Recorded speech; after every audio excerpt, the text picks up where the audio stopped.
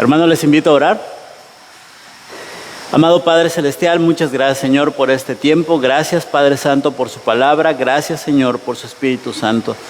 Gracias, Señor, por su misericordia y por su evangelio, Señor. Suplicamos, Padre Santo, que nos bendiga y suplicamos, Señor, que su Santo Espíritu nos guíe, nos confronte, nos anime, nos consuele y también nos lleve a Cristo, Señor. Suplico, Padre Santo, por el corazón de la iglesia y suplico, Señor, porque su Santo Espíritu transforme la iglesia, Padre Santo. Nos ponemos en sus manos y confiamos en su palabra y en su obra, Señor. En el nombre de Cristo Jesús. Amén. Si tú has leído el Nuevo Testamento, 1/3 de todo lo que se escribió en el Nuevo Testamento tiene un solo autor, Pablo. El libro de Hechos, a partir del capítulo 9, nos habla de un solo personaje y de los viajes que hizo este personaje, Pablo. Cuando nosotros vemos la teología, podemos acudir al libro de Romanos y podemos tener mucho tiempo de estudio. Y fue escrito por Pablo. Fue un hombre que trabajó, fue un hombre que escribió, fue un hombre que compartió y fue un hombre que cuando vemos la biografía de Pablo, siempre nos admiramos. Quienes estamos en el pastorado o quienes han trabajado como pastores, se ve a Pablo como un ejemplo de vida, ¿no? Como un ejemplo de lo que se debería de considerar y creo que siempre es desafiante esto. El capítulo 20, que es donde vamos a estudiar hoy, capítulo 20 de Hechos, si ya lo quieres ir abriendo. Es un libro que seguramente si tú estás leyendo el libro de Hechos, lo vas a tratar de pasar lo más rápido posible. Vas a tratar de leer lo más rápido porque vas a decir, no hay mucho que encontrar aquí. No, sí hay cosas importantes, pero no hay un desarrollo de teología como en Romanos, no hay una exposición del Antiguo Testamento como lo hace en Romanos capítulo 4. No. Y entonces dices, vamos, rápido. ¿A qué sigue? ¿Qué más va a pasar con la vida de Pablo? Pero esta mañana me gustaría que pudiéramos ver el capítulo 20 y pudiéramos considerar el ministerio de Pablo. Es un capítulo sumamente práctico. Y cuando vemos el ministerio de Pablo, creo que deberíamos de ser desafiados quienes estamos al frente de la iglesia. Así es que, con respeto, voy a dirigirme a los ancianos de la iglesia mucho esta mañana y a Alejandro. ¿De qué manera respondió Pablo al llamado? ¿De qué manera respondió Pablo al llamado? Y voy a dividir el sermón en dos partes básicamente. La primera parte es de qué manera responde Pablo al llamado y la segunda parte tiene que ver con la razón por la que Pablo tiene este compromiso. Así es que en esta primera sección voy a hablar sobre esto. Pablo responde trabajando incansablemente y enseñando extensamente la palabra de Dios. Cuando vemos el ministerio de Pablo, vamos a ver estas dos características. Así es que quiero que cuando leas el texto vayas viendo estas dos características. Él trabaja incansablemente y él enseña extensamente. Versículo 1 al 6. Después que cesó el alboroto, me detengo tantito ahí. En el capítulo 19, Pablo estuvo a punto de morir.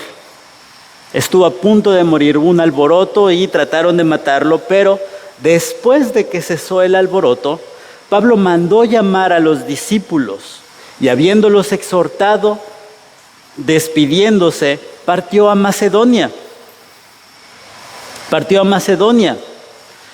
Y después de recorrer aquellas regiones y de haberles exhortado mucho, llegó a Grecia.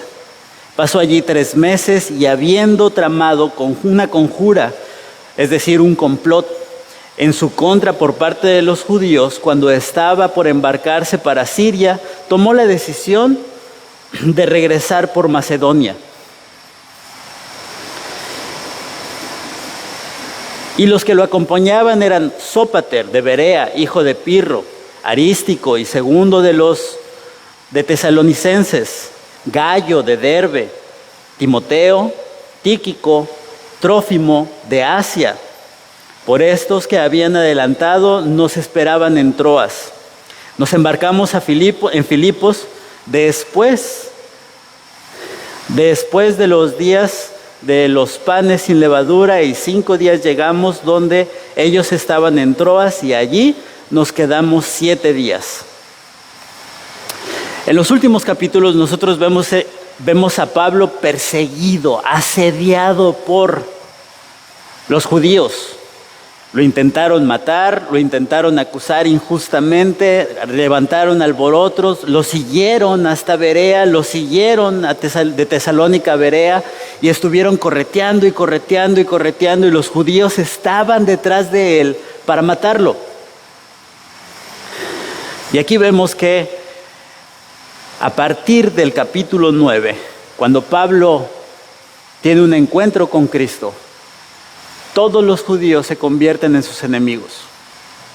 Y va a ser una sombra de asedio y de muerte que va a estar respirando detrás de él. Ahora los judíos habían intentado que cuando él se embarcara a Siria, se iban a meter ahí y lo iban a matar. Iba a ser muy fácil. Un barco pequeño, muchos judíos, pocos acompañantes con Pablo, estaban listos para matarlo. Pero quiero que vean esto. Después de que estuvo a punto de morir, en cuanto cesa el alboroto, en cuanto estas personas son calmadas, Pablo manda llamar a los discípulos y los exhorta. Pablo no dice, bueno, me voy a tomar unos meses de descanso, voy a tener un bajo perfil y después de eso sigo con el ministerio. No. En la primera oportunidad que tiene, manda llamar a los discípulos y les exhorta, les anima, les enseña. Y luego se mueve a Macedonia y otra vez dice, después de haberlos exhortado mucho, no poco, mucho. Pablo entendía que la enseñanza era parte de su ministerio. Pablo entendía que la enseñanza de la palabra de Dios era necesaria para poder capacitar a los varones que iban a estar al frente de la iglesia y que iban a enfrentar situaciones difíciles, que es lo que vamos a ver más adelante. Este es el tercer viaje misionero de Pablo. Y Pablo emprende este viaje para poder levantar ofrenda a Jerusalén. Para los que vinieron el miércoles saben de qué hablo.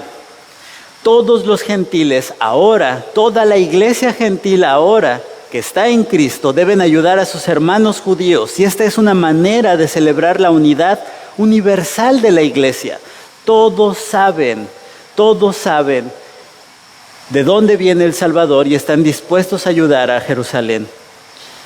Ahora Pablo ya no está solo. Ahora Pablo no es un misionero que emprende con un amigo un viaje para ver qué sucede. Ahí está. Este es el tercer viaje de Pablo. Y quiero que lo vean porque es impresionante todo lo que recorre. Y lástima que no lo pudimos encontrar con Google Maps. Había uno, pero no tenía todas las ciudades que tienen ahí. Vean dos cosas me gustaría que vieran aquí. La primera cosa es, Pablo está enseñando, Pablo está recorriendo la ciudad, y lo que hace Pablo es que está en Éfeso y tiene que subir a Macedonia porque no puede embarcarse directo. Así es que va a enseñar más. Y aprovecha este tiempo para enseñar más a la iglesia. La otra cosa es esto. Al regresar por Macedonia, es decir, por tierra, lo acompañaban varias personas. Y aquí nada más me gustaría que vieras, porque quiero que veas esto en el mapa. Sópater era de Berea, ahí está a la derecha. Y luego está Tesalonicenses, los tesalonicenses, que eran 2. Y luego están los de Derbe, que no sé si está ahí. Sí, está ahí Derbe. Y luego están los de Asia, que es el norte de por acá. Con esto, quiero que pienses en esto. Pablo trabajó incansablemente Pablo estaba recorriendo todas las ciudades y lo que ahora Pablo estaba haciendo a partir de su segundo viaje misionero es que él se dedicó a recorrer las iglesias. Quiero que veas esto. Pablo fue un hombre que se levantó a predicar el evangelio entre gentiles donde no había iglesia, donde no había el cuerpo de Cristo. Y en su tercer viaje ve todas las iglesias que visita. En su tercer viaje tiene a hombres que han sido capacitados, que tienen buen testimonio y que llevan con él el dinero para viajar a Jerusalén. En su tercer viaje ya hay hombres que están sirviendo a la iglesia en ese lugar. Así es que es un consuelo para Pablo el hecho de poder decir, la iglesia que sembré en algún momento ahora está dispuesta a ayudar a la iglesia de Jerusalén. La iglesia que sembré en algún momento ahora tiene hombres capacitados para trabajar en el ministerio y para cuidar a la iglesia. Pablo no está solo. En un sentido, el trabajo incansable de un pastor, de un trabajador en la obra debería de ser reproducir el liderazgo dentro de la iglesia. Los líderes no son eternos y debe de haber otros líderes y debe de haber otras personas para el cuidado de la iglesia. Y gracias a Dios, Dios bendijo el trabajo de Pablo y ahora podemos ver que la iglesia está dispuesta a ayudar a la iglesia, que hay hombres capacitados y Pablo no está solo en su empresa misionera. Hermanos, eso es una bendición. Eso es una bendición. Y este es el desafío para nosotros. Los líderes de la iglesia deberían de considerar el estudio como algo indispensable en su vida ministerial. Versículo 7. Y el primer día de la semana, cuando estábamos reunidos a partir del pan, Pablo les hablaba, pasando partir al día siguiente. Y prolongó su discurso hasta la medianoche, para los que se quejan de los sermones de Manuel. Prolongó su discurso hasta la medianoche. Había muchas lámparas en el aposento alto donde estábamos reunidos y estaba sentado en una ventana un joven llamado Eutico, que quiere decir afortunado. Y como Pablo continuaba hablando, Eutico fue cayendo en un profundo sueño hasta que, vencido por el sueño, cayó del tercer piso y lo levantaron muerto. Pero Pablo bajó y se sentó sobre él y después de abrazarlo dijo, no os alarméis, porque está vivo. Y volviendo arriba, después de partir el pan y de comer, conversó largamente. Les hablaba, llegó la medianoche, continuaba hablando, resucita Eutico y todavía continuó largamente hablando hasta el amanecer. Y entonces se marchó. Y se llevaron vivo al muchacho y quedaron grandemente consolados. Esta es una imagen de los cultos de la iglesia primitiva. En la iglesia se reunían el primer día de la semana, es decir, el domingo, y se ponían a escuchar la predicación de la palabra de Dios, tomaban el sacramento de la Santa Cena y convivían juntos y se gozaban entre los hermanos. Pablo dice que cuando llegué a Troas para predicar el Evangelio de Cristo, se me abrió una puerta en el Señor y tuvo reposo en mi espíritu, pero no tuvo reposo mi espíritu al no encontrar a Tito mi hermano, y despidiéndome de ellos salí a Macedonia. Hermanos, Pablo el misionero había tenido una apertura en esta ciudad, así es que quiero que pienses esto.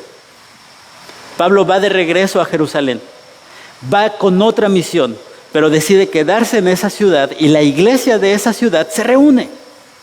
Se reúne para escuchar al misionero que los formó, al misionero que les enseñó, se reúnen. Y entonces Pablo hace lo que tiene que hacer, enseñar la palabra de Dios. Y dice que lo hace largamente, que lo hace hasta la medianoche y que se extiende hasta el siguiente día. Espero que tengan tiempo.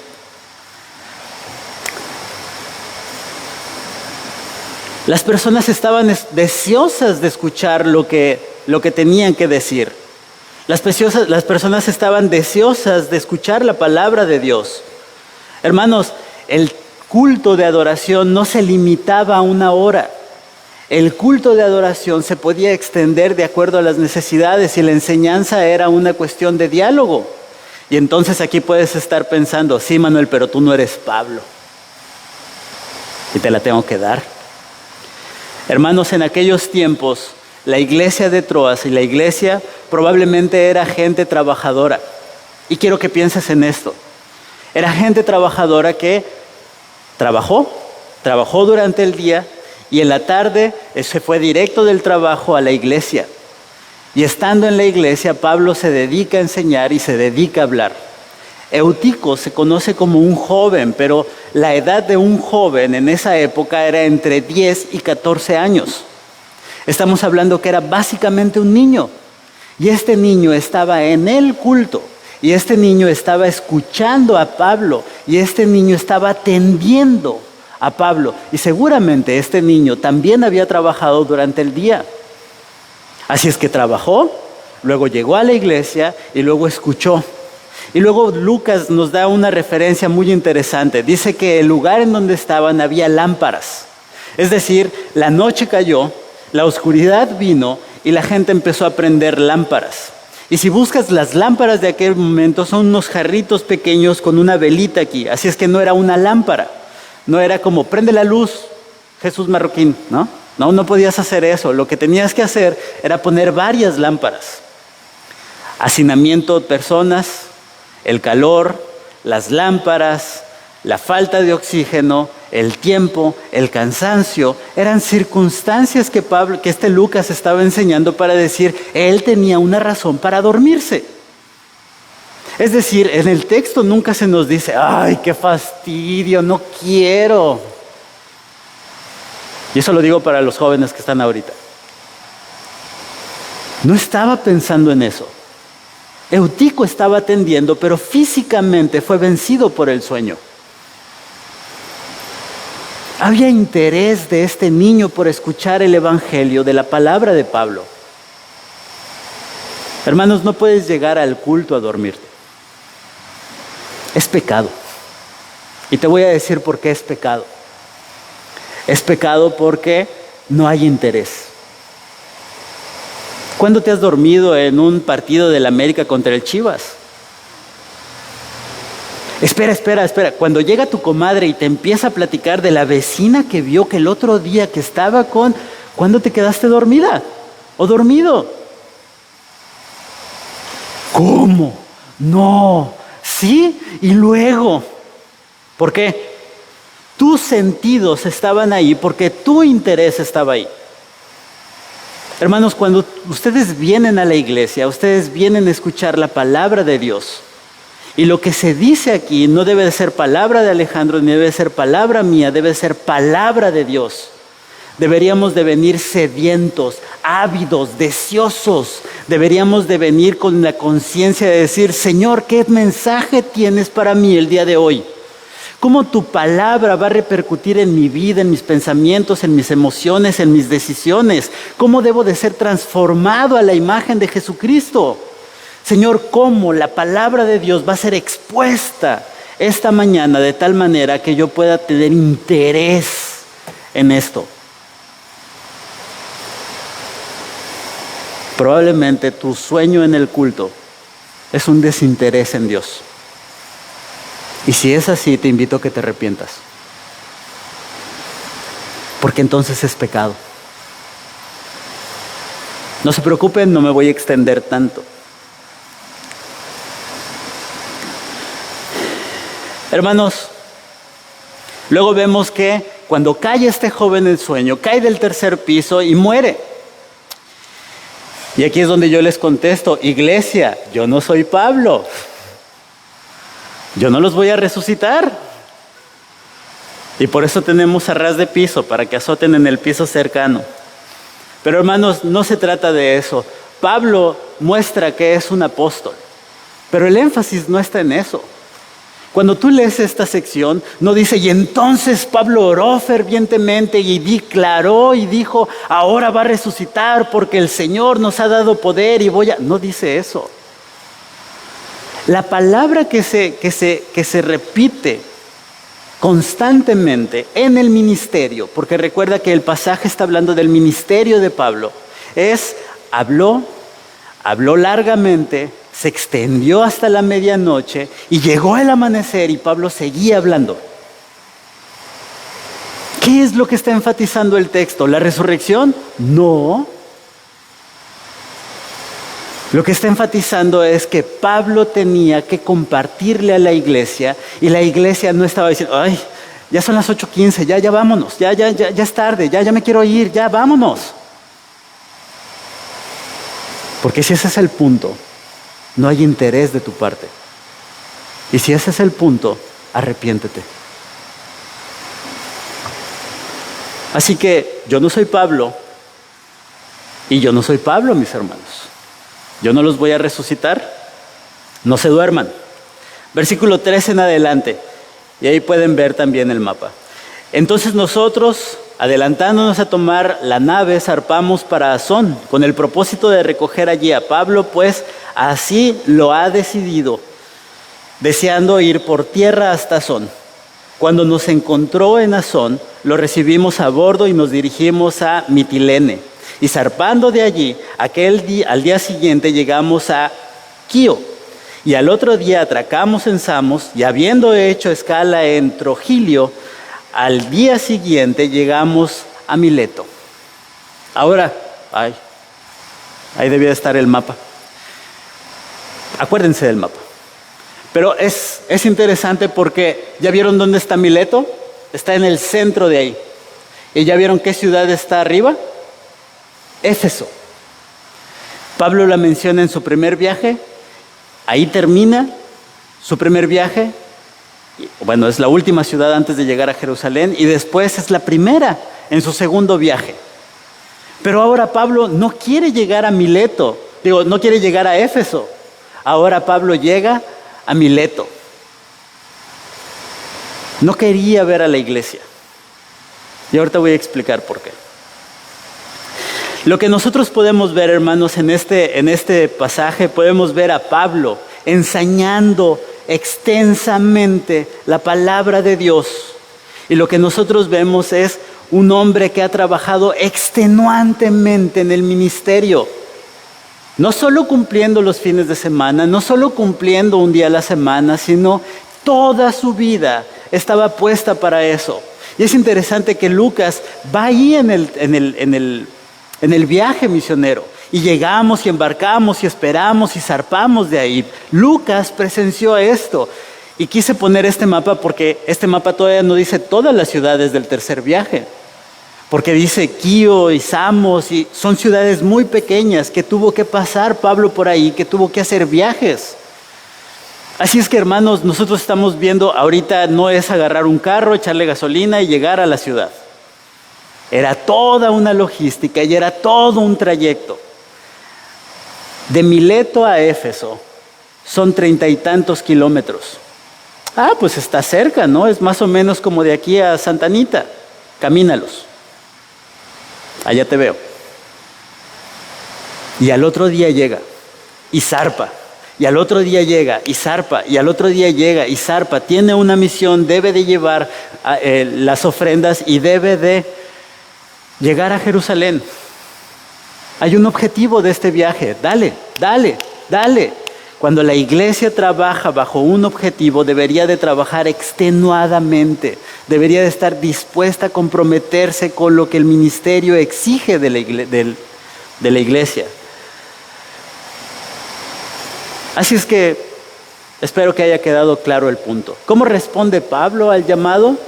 Enseñando extensamente y trabajando. Y la siguiente parte es, ¿cuál es la razón? ¿Cuál es la gasolina que Pablo tenía para subirse a un barco y llegar y subirse y llegar y enseñar y enseñar y enseñar? Y llegó la noche y seguía enseñando, y llegó la mañana y él seguía enseñando. ¿Cuál era esa motivación?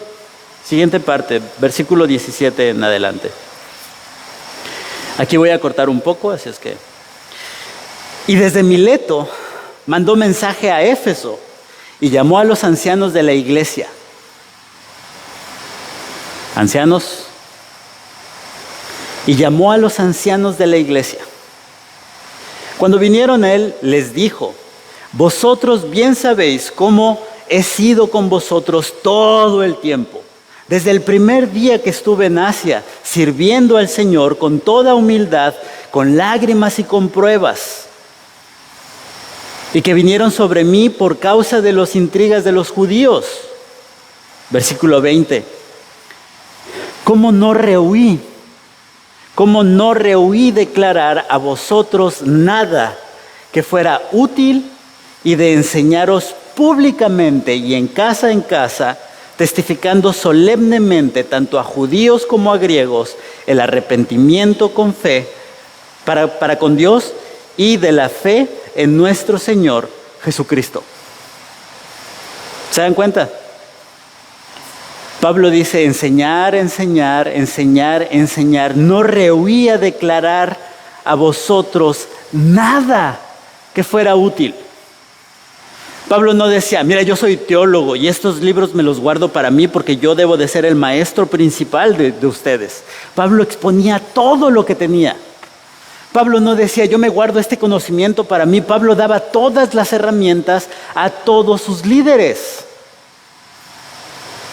Y el énfasis es que Él les enseñó, y Él les enseñó, y Él fue fiel a la palabra todo el tiempo.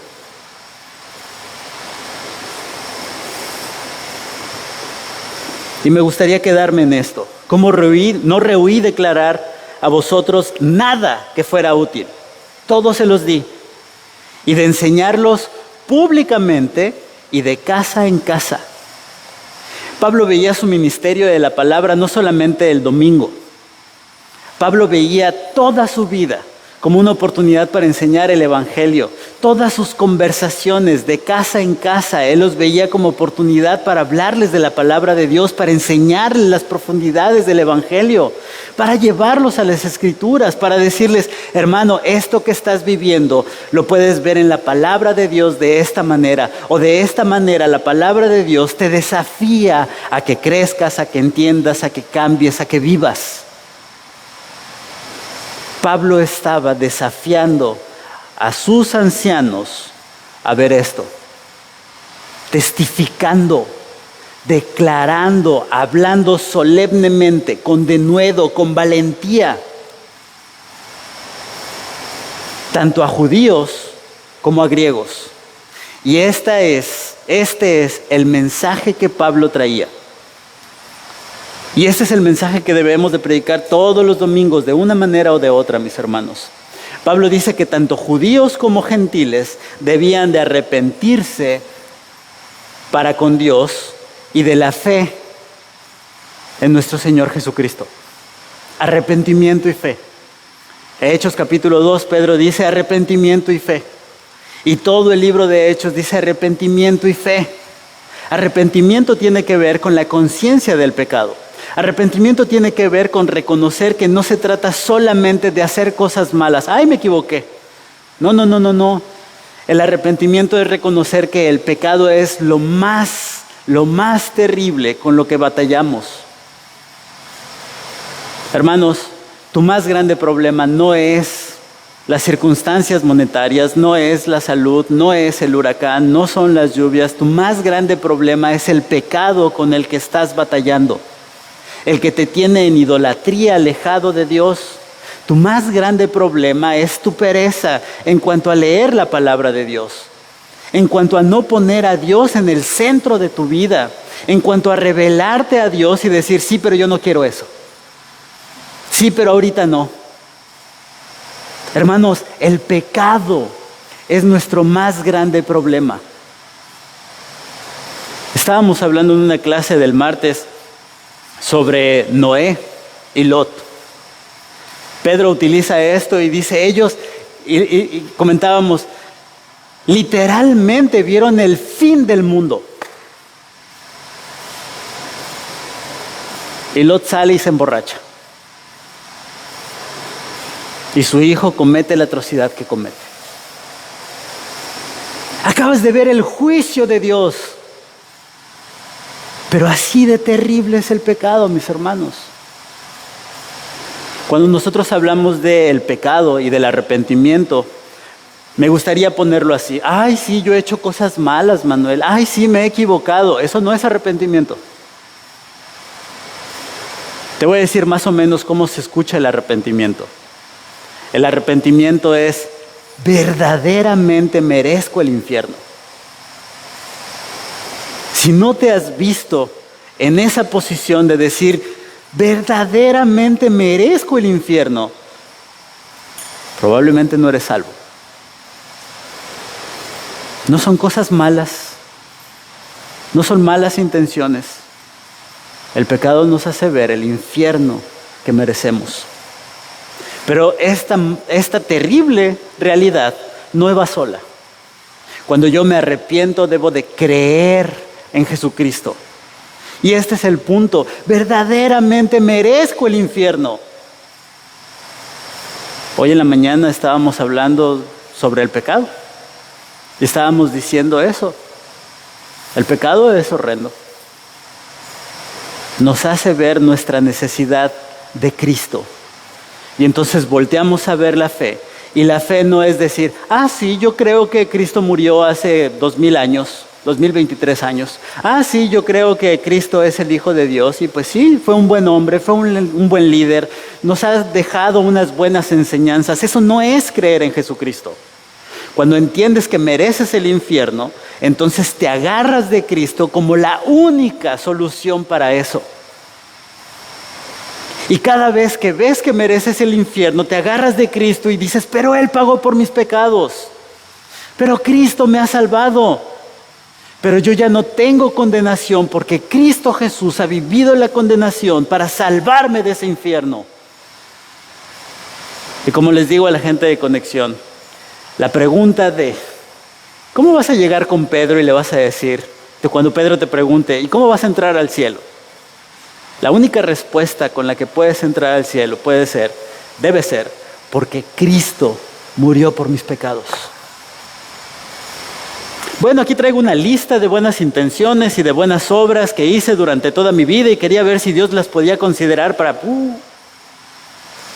Adiós. Mientras empieces a leer, número 1, no vas a caer. Hermano, el único camino, el único redentor y el único que puede entrar al cielo por sus propias obras es Jesucristo. Tú y yo no. Tú y yo necesitamos creer en Jesucristo.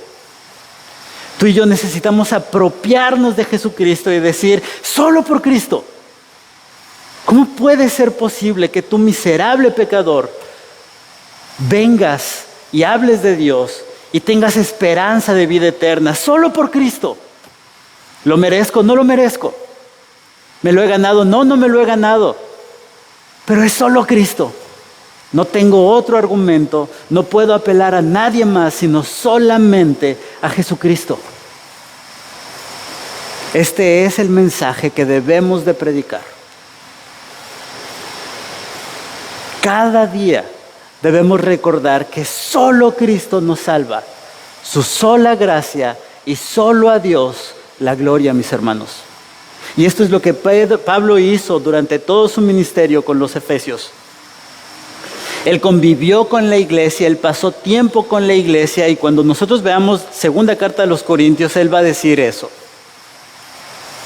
Yo estuve ahí con ustedes, yo lloré con ustedes, yo estuve en cada una de sus pruebas y en cada una de sus situaciones.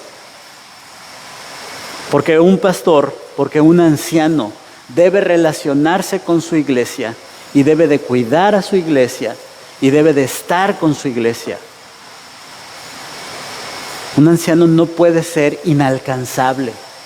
Un pastor no puede ser inalcanzable. Tiene que estar con la iglesia.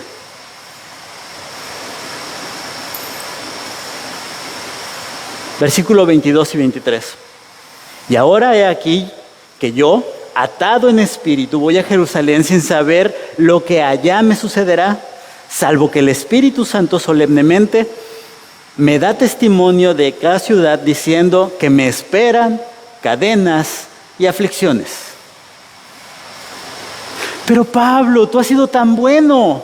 Pero Pablo, has escrito tanto. Pero Pablo, has hecho tanto por la iglesia. Casi podrías pensar que Dios está en deuda contigo. Y hermanos, Pablo no ve esto para absolutamente nada.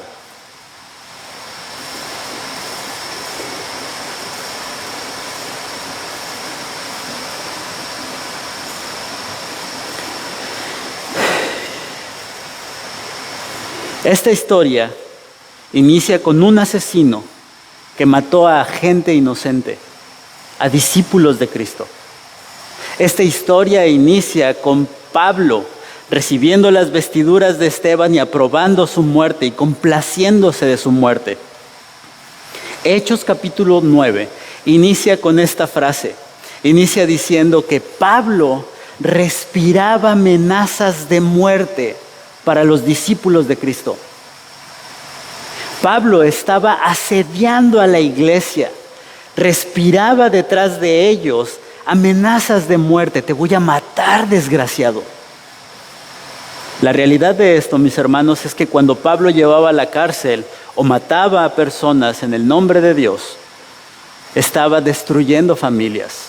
Dejó hijos huérfanos, dejó mujeres viudas, dejó madres ancianas solas, porque él mataba a los creyentes, él perseguía a los creyentes, él quería destruir a la iglesia.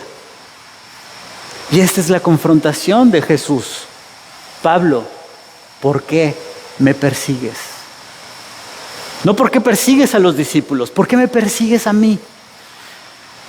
Por eso cuando Pablo dice, yo soy el más pecador de todos, porque yo perseguía a la iglesia, Pablo reconocía todas las historias de los inocentes que habían muerto por causa de él. Pablo veía la destrucción que había cometido por causa de él. Y entonces aquí podemos decir, Manuel, probablemente Pablo estaba tratando de ofrendar su vida como una respuesta. Ya hice tanto mal, ahora yo me voy a inmolar para que Dios me bendiga. Versículo 24. Pablo dice, pero en ninguna manera estimo mi vida como valiosa para mí mismo. Y ojo con esto, a fin de poder terminar mi carrera y el ministerio que recibí del Señor Jesús para dar testimonio solemnemente del Evangelio de la gracia de Dios. No del Evangelio de las obras, del arrepentimiento, de la gracia de Dios. Y esta es la fuente de la cual bebía Pablo todos los días de su vida para poder mantenerse firme, incansable, enseñando extenuantemente la palabra de Dios y estando dispuesto a inmolar su vida, no por salvarse, no porque merecía ese castigo y ahora lo iba a aceptar. No. Cristo ya había pagado por sus pecados. Pero él entendía dos cosas básicas. El ministerio que he recibido, lo he recibido de Jesucristo. Y a quien le voy a dar cuentas es a Jesucristo. Porque yo quiero proclamar el Evangelio de gracia todos los días de mi vida hasta que Cristo venga o hasta que yo muera.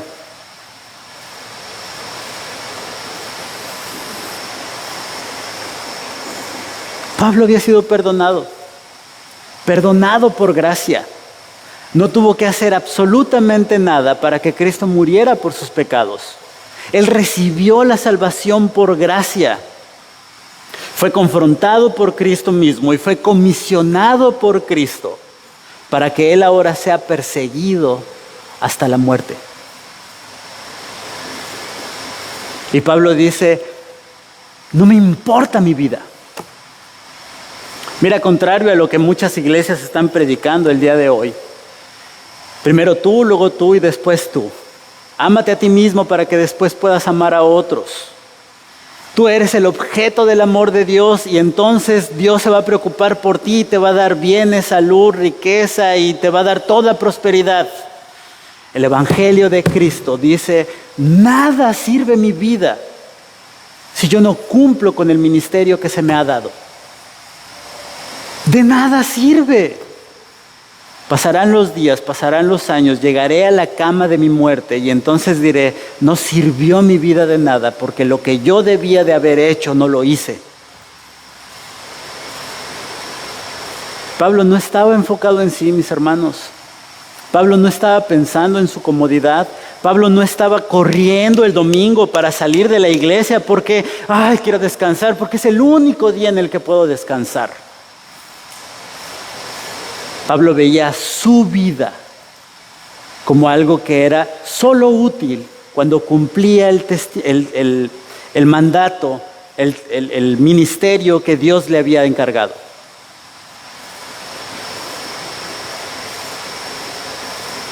No se preocupen. Por ahorita esto le toca a Alejandro.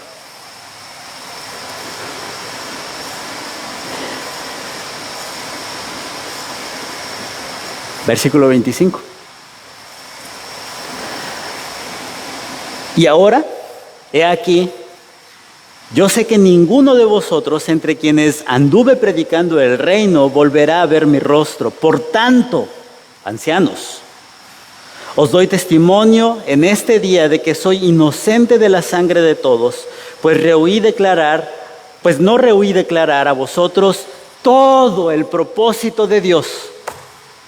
Una vez más, Pablo diciendo, mi trabajo era enseñar. Y el de ustedes, aprender.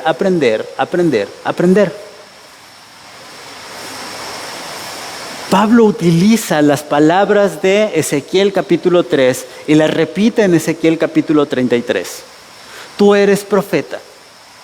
Y si tú vas y proclamas la verdad y ellos se arrepienten, has cumplido tu misión. Pero si vas, proclamas la verdad y ellos no se arrepienten y ellos pecan, la sangre de ellos va a caer sobre sí mismos. Tú eres libre de condenación. Los líderes deberían de enseñarle a los ancianos todo el propósito de Dios. Los ancianos han sido llamados, comisionados por Dios para aprender todo el propósito de Dios.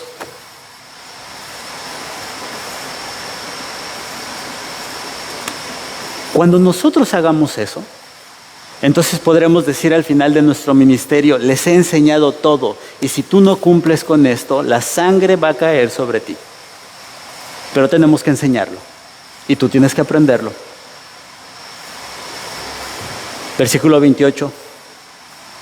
Tened cuidado de vosotros y de toda la grey, en medio de la cual, y escucha esto, el Espíritu Santo os ha hecho obispos para pastorear la iglesia de Dios, el cual Él compró con su propia sangre. Anciano de iglesia, Dios te ha puesto, el Espíritu Santo te ha hecho obispo para pastorear a la iglesia. Voy a repetir esto. Dios te ha hecho anciano de iglesia para pastorear a la iglesia. Y dice que el precio es la sangre de Cristo. Así es que me quiero detener un momento y quiero invitar a los varones de esta iglesia y a los ancianos específicamente a que ellos evalúen su ministerio, evalúen su compromiso, evalúen su estudio, evalúen su andar delante de Dios en la iglesia y consideren si ellos están siendo fieles a lo que Dios manda hacer en esta porción de la palabra de Dios. Venir el domingo no es suficiente. Estudiar un día a la semana no es suficiente. Ustedes han sido llamados para andar en medio de la iglesia. Ustedes han sido llamados para estar en medio de la iglesia y cuidar a las ovejas y pastorear a las ovejas y rescatar a las ovejas y enseñar a las ovejas. No solo le vas a dar cuentas a la iglesia, le vas a dar cuentas al Espíritu de Dios. Tu responsabilidad y tu llamado no es solo con el resto de los líderes, sino es con el Espíritu Santo. Y a quien le vas a dar cuentas de tu estudio, de tu cuidado, de tu ministerio, de tu andar en la iglesia, tiene que ver con el Espíritu de Dios y no con la gente. Ancianos de iglesia, ¿han cumplido cabalmente delante de Dios con su ministerio? Ancianos de iglesia, ¿han sido responsables del ministerio al que Dios les ha llamado y los ha comisionado a hacer? Si es así, gloria a Dios. Si no es así, arrepiéntete. Arrepiéntete y cambia. Versículo 29 dice: sé que después de mi partida vendrán lobos feroces entre vosotros y que no perdonarán el rebaño. Y que de entre vosotros mismos se levantarán algunos hablando cosas perversas para arrastrar a los discípulos tras ellos. Ojo, va a haber maestros dentro de la iglesia y fuera de la iglesia que van a querer engañar. Y los ancianos están puestos para cuidar ese ministerio. Por tanto, estad alerta, recordando que por 3 años, escucha esto, de noche y de día, no cesé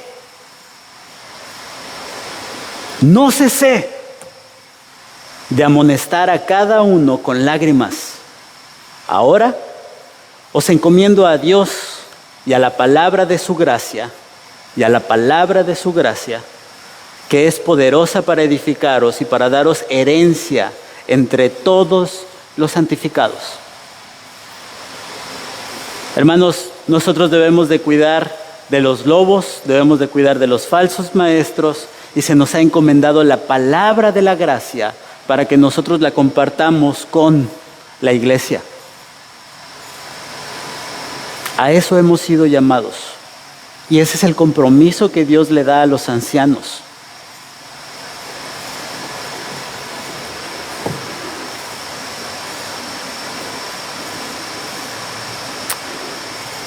Timoteo capítulo 3 dice: un obispo, es decir, un anciano, debe ser irreprochable, marido de una sola mujer, sobrio, prudente, de conducta decorosa, hospitalario, apto para enseñar, no dado a la bebida, no pendenciero, sino amable, no contencioso, no avaricioso, y escucha esto, que gobierne bien su casa, teniendo a sus hijos sujetos en toda dignidad, con toda dignidad. Pues si un hombre no sabe cómo gobernar su propia casa, ¿cómo podrá cuidar de la iglesia de Dios?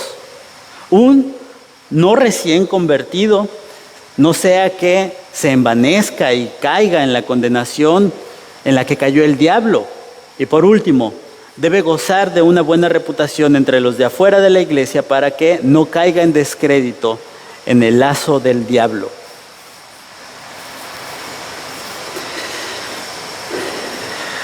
Si tú eres anciano, te pido que lo que acabo de escuchar lo evalúes delante de Dios con toda seriedad.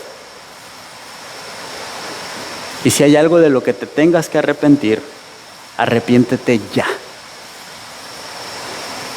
Y si hay algo que estás haciendo bien, no ceses de hacerlo, porque para eso te ha llamado el Señor. Si tú eres un hombre de la iglesia y dices: ¡ay, qué bueno que yo no soy anciano! ¡Uf! Dios bendito, imagínate cómo me sentiría ahorita. Si tú eres un hombre que está pensando eso, examina tu corazón. Porque al final de cuentas la iglesia debería de llenarse de hombres capacitados para enseñar a otros de buen testimonio que han sido transformados por el Espíritu Santo, y la iglesia y tu hogar debería de ser dirigido por un varón que teme a Dios, que acude a su palabra y que proclama la gracia de Dios con su vida y con su ministerio. No te exime, porque estos ancianos no serán eternos. Y se deben de levantar otros varones que deben de trabajar, que deben de servir y que deben de ser fieles.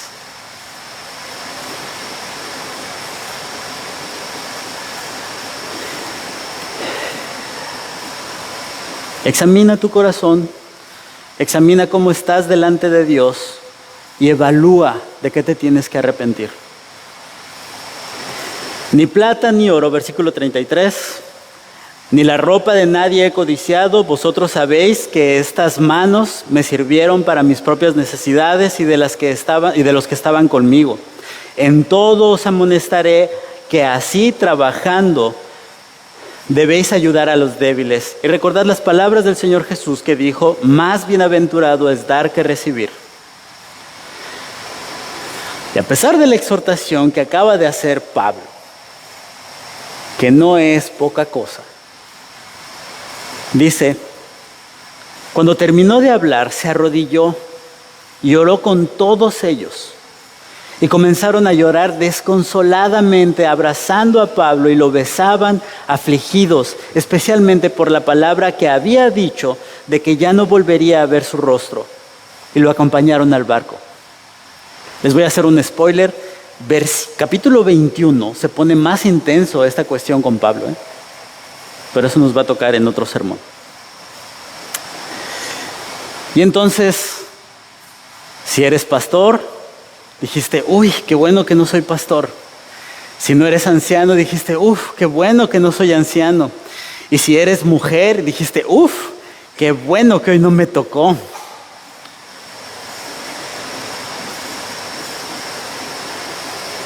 Romanos capítulo 12, versículo del 1 al 3, del 1 al 8, dice así: por consiguiente, hermanos, os ruego por las misericordias de Dios que presentéis vuestros cuerpos como sacrificio vivo y santo, aceptable a Dios, que es vuestro culto racional.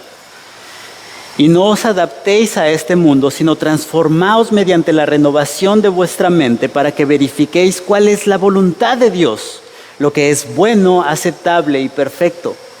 Porque en virtud de la gracia que me ha sido dada, digo a cada uno de vosotros que no piense más alto de lo que debe de pensar, sino que piense con buen juicio, según la medida de fe que Dios ha distribuido a cada uno. Repito esa parte: según la medida de fe que Dios ha distribuido a cada uno, no solo a los hombres, no solo a los ancianos, no solo a los pastores, a cada uno. Pues, así como en un cuerpo tenemos muchos miembros, pero no todos los miembros tienen la misma función, así nosotros, que somos muchos, somos un cuerpo en Cristo, que individualmente miembros los unos de los otros, pero teniendo dones que difieren, según la gracia que nos ha sido dada, usémosla. Si el de profecía, úsese en proporción a la fe. Si el de servicio, en servir, o el de enseñanza, en enseñanza. El de exhortación, en la exhortación. El que da, con liberalidad. Y el que dirige, con diligencia, con denuedo, con los pantalones bien fajados, valientemente. El que muestre misericordia con alegría. Y yo te voy a preguntar algo. ¿Cuál es la diferencia del evangelio que salvó a Pablo con el que te ha salvado a ti? ¿Acaso no entraste al reino de Dios a través del arrepentimiento y la fe? ¿Acaso no reconociste tu pecado, te arrepentiste de él y confesaste que Jesús es tu Salvador? Hermanos, ¿acaso no fue el evangelio de la gracia de Dios quien te ha rescatado? ¿Y esa gracia acaso no te ha dado dones? Ay, mendigo pájaro. ¿Y esa gracia no te ha dado dones? ¿Y esos dones cómo los estás poniendo al servicio de Dios? Los ancianos fueron llamados para dirigir y para cuidar a la iglesia. Los pastores fueron puestos para enseñar a la grey, para desarrollar a los líderes, para compartir todas las cosas. ¿Y tú? La gracia de Dios, ¿de qué manera te ha capacitado y de qué manera te pone dentro del cuerpo para servir al cuerpo? Ay, Manuel, pero es que yo no soy pastor y yo no he leído cosas que tú has leído. No importa, pero Dios te ha capacitado con su gracia. Y Dios te ha dado dones. Y Dios te ha puesto en el cuerpo para que trabajes y sirvas a ese cuerpo. Hermanos, el evangelio que salvó a Pablo es el mismo evangelio que te ha salvado a ti. Y el evangelio que comisionó a Pablo en ese ministerio es el mismo evangelio que te ha comisionado a ti en este ministerio o dentro del contexto de la iglesia para que tú la sirvas. Necesitas estudiar diligentemente. Necesitas tomar la palabra de Dios con una seriedad que valga la pena. Y necesitas poner al servicio de la iglesia los dones que Dios te ha dado.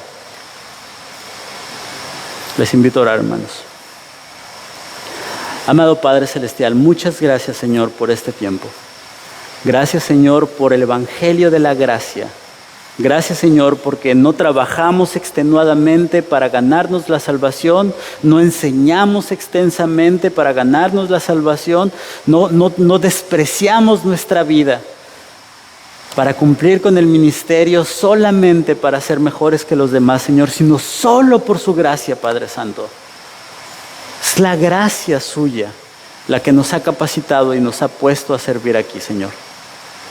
Suplico, Padre Santo, que su Santo Espíritu redarguya el corazón de mis hermanos, no solo de los pastores, no solo de los ancianos, sino de toda la iglesia, mi Señor, para que toda la iglesia tome con seriedad el estudio de su palabra y toda la iglesia una sirva con denuedo, cada quien desde el ministerio en el que usted le ha puesto, Señor.